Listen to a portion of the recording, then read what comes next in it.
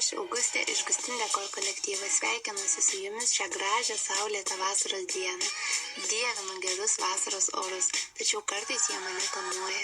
Karštis ir saulės spinduliai tampa nepakenčiami. Ateinu į terasą, o čia situacija ta pati. Bet puikiai žinia ta, kad mes turime jums sprendimą. Tai terasinės užuolaidos langams ir stoginėms. Taigi pradėkime nuo užuolaidų užkabinimo. Viską gražiai suklastuojame, buvo padaryta daug palų ant kiekvieno lango po 2, kad reikalui esant galėtume jas nustumti į vieną arba į kitą šoną. Tai čia sukabiname 2 skirtingų langų palas į vieną. Gražiai viską sutvarkome ir matote rezultatą. Na, o toliau judame prie stoginių. Štai čia buvo daugiausia klausimų, kaip padaryti gražiai, praktiškai ir viską sujungti į vieną.